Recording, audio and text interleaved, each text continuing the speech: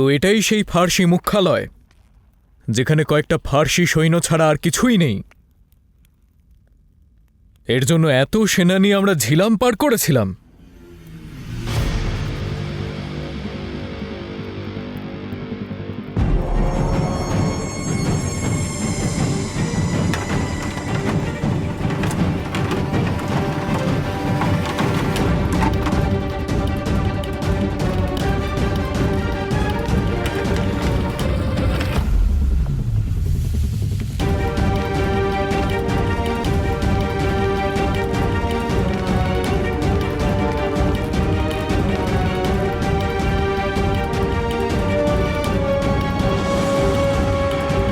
দারায়ুস আমাদের এখানে আসার সূচনা পেয়ে গেছে মহারাজ, আর তাই ও সবকিছু নিয়ে এখান থেকে চলে গেছে মহারাজ। আমাদের তাড়াতাড়ি বিবাহ মণ্ডপে পৌঁছতে হবে। না,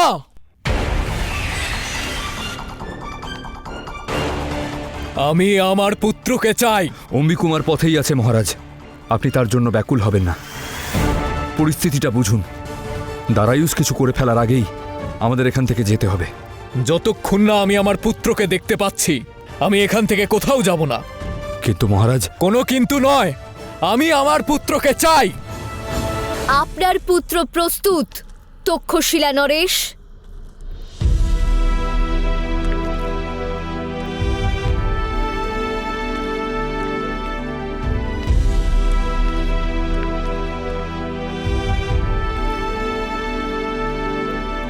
পিতা,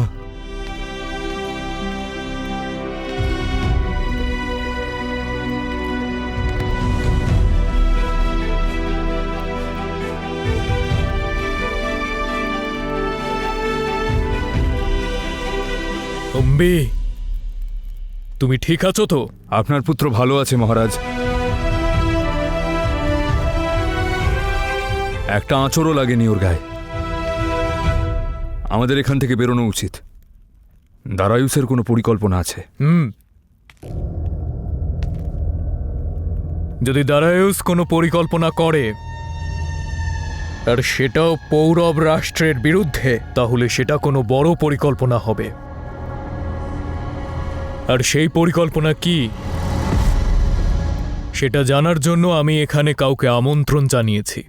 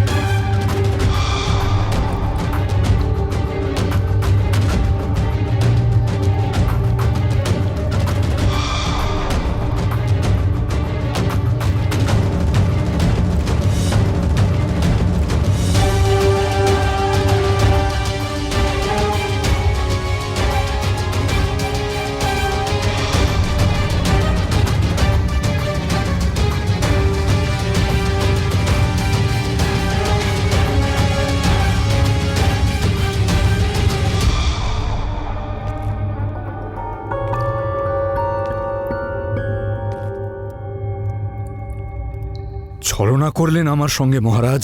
সাবধানে পুরুষ।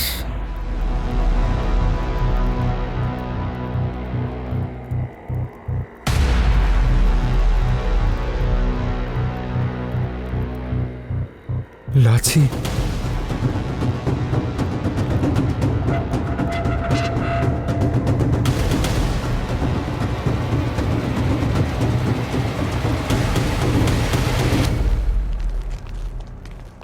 ছেড়ে দাও ওকে।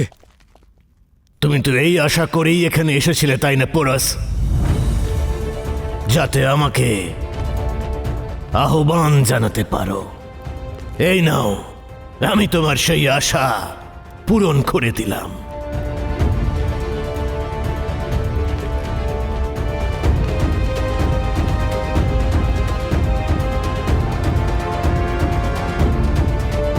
এবার বলো, কি করবে?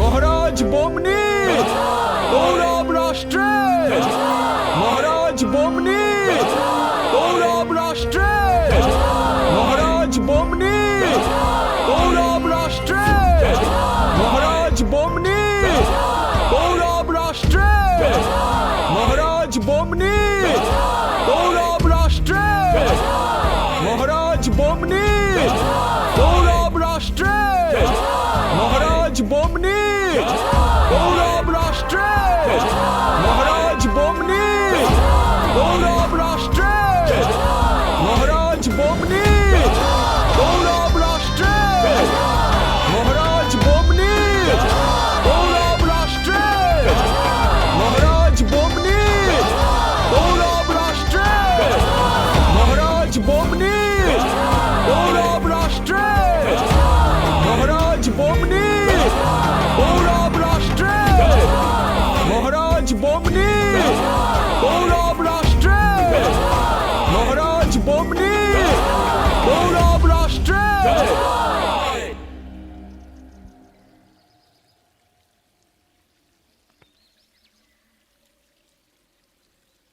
আজ কনিষ্কের বিবাহ, যে কেবল পৌরব রাজকুমার নয়, বরং সমগ্র পৌরব রাষ্ট্রের পুত্র। এই শুভ মুহূর্তে ওকে আশীর্বাদ দিতে আসার জন্য আপনাদের সবাইকে ধন্যবাদ।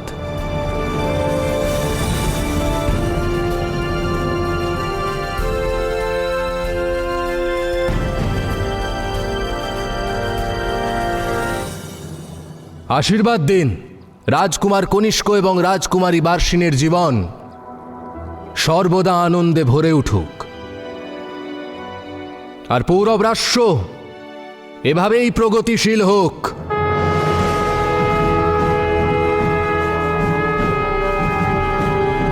যুবরাজ কনিষ্ক, যুবরাজ কনিষ্ক, যুবরাজ কনিষ্ক। সাদরাজ কোথায়? এই সময় তো ওনার এখানেই থাকা উচিত।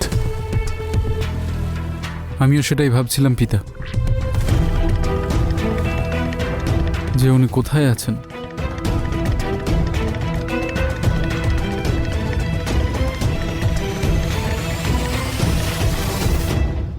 তুমি কি এই কথাটা ভেবেছিলে যে তক্ষশিলা আমার শাহেনশাহ দারায়ুসের বিরুদ্ধে আক্রমণে তোমাকে সাহায্য করবে?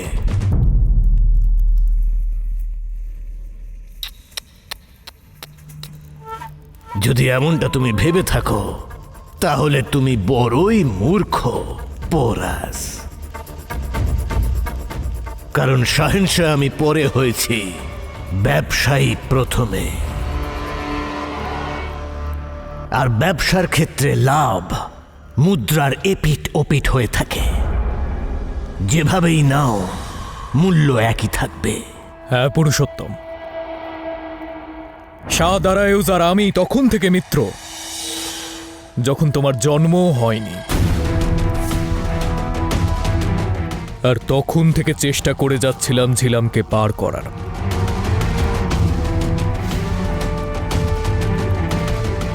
কিন্তু কোনো উপায় খুঁজেই পাচ্ছিলাম না। আর এই সময় তুমি আমাদের পথের কাঁটা হয়ে দাঁড়ালে। তোমাকে পথ থেকে সরানোর জন্য আমি অম্বিকুমারকে পৌরব রাষ্ট্রে পাঠালাম,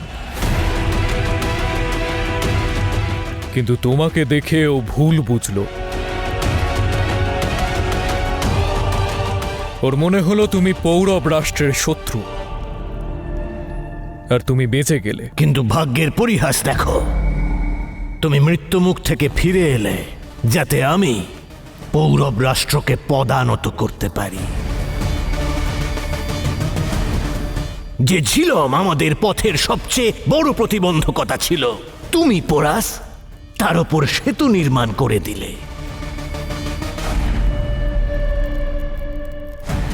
রাজকুমার অম্বি লক্ষ্য পূরণ করতে পারেনি, কিন্তু সে আমাকে লক্ষ্যে পৌঁছে দিয়েছে।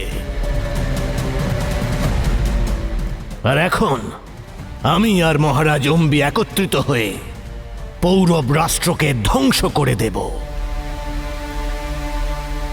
আর দায়ী হবে বিশ্বাসঘাতক পোরাস।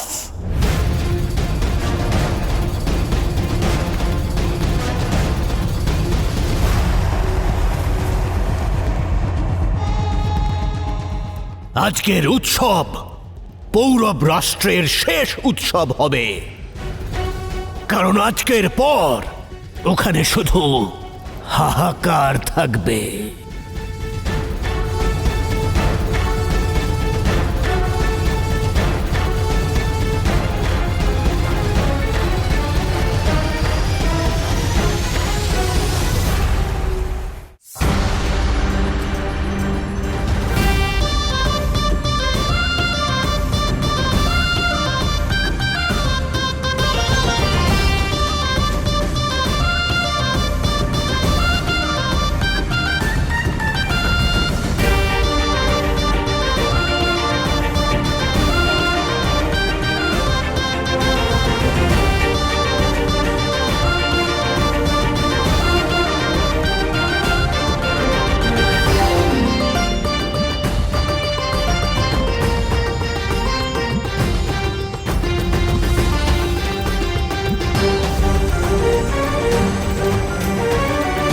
দারায়ুষ এখনো এখানে আসেনি। কি পরিকল্পনা করতে পারে ও? যেদিন থেকে তোমার সঙ্গে দেখা হয়েছে, প্রতিদিন প্রতিক্ষণে শুধু এটাই ভেবেছি যে কিভাবে তোমাকে শেষ করব।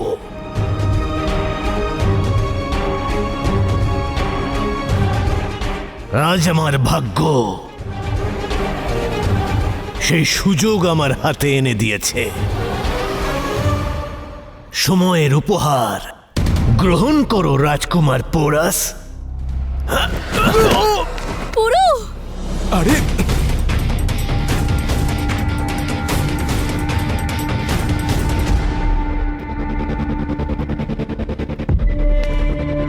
কেমন লাগলো? হ্যাঁ, আনন্দ পেলে? আরো আনন্দ চাই?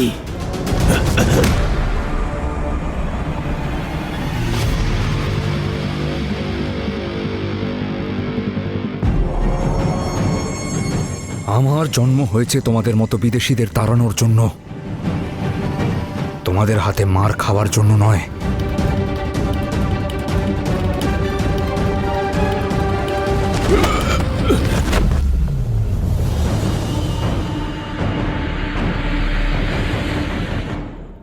মারো ওকে!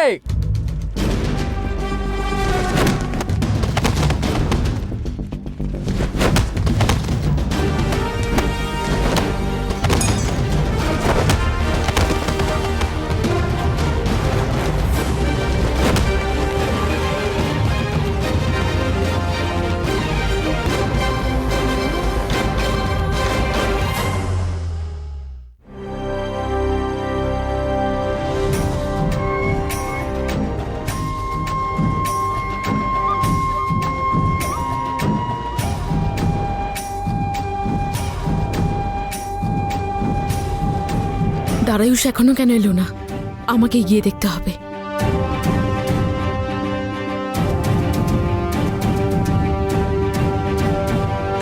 কোথায় যাচ্ছেন আপনি মহারানী? ওই ওই আমি জানি আপনি এই সম্পর্কে সহমত নন, কিন্তু আশা করি মহারানী প্রজাদের এই সংকেত দেবেন না।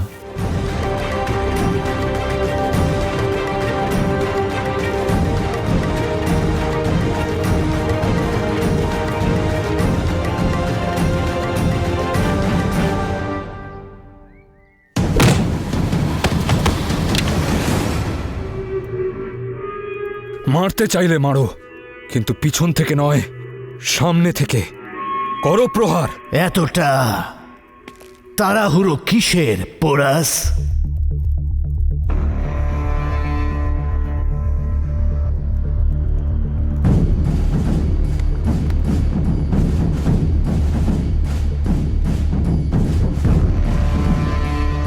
লাচি,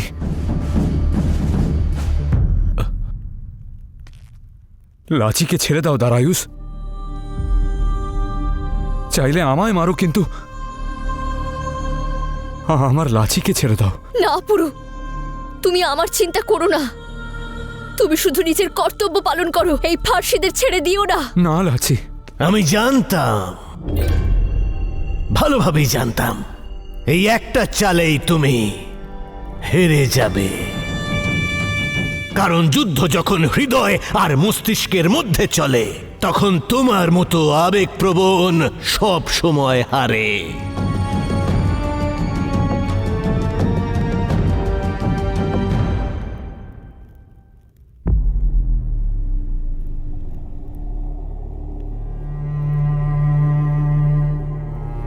আবেগ তোমাদের মতো বিদ্রোহীদের সবচেয়ে বড় দুর্বলতা,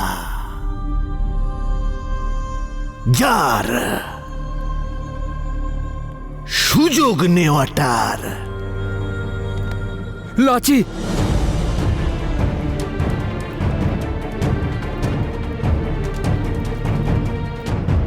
এক আলাদাই মজা আছে।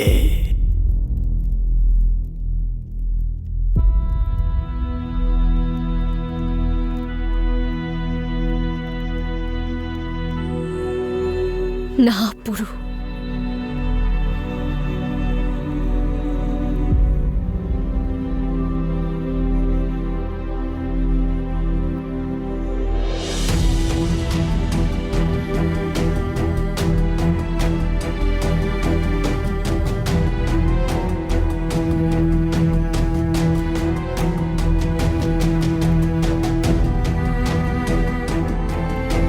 না পুরু।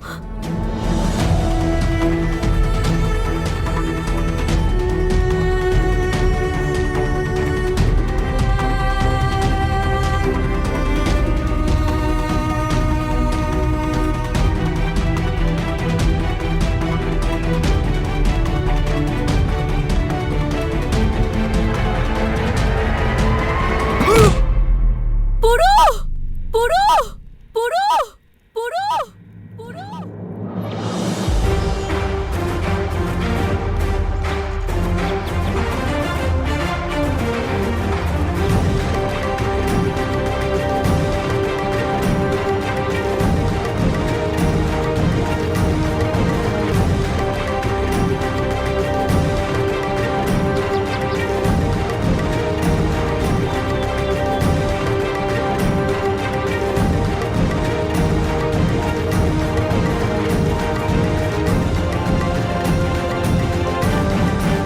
শাহ দারায়ুজের নির্দেশ পাওয়া মাত্রই এই নগরকে ধ্বংসস্তূপে পরিণত করা হবে, আর পৌরব রাজ পরিবার এক নিমিষে শেষ।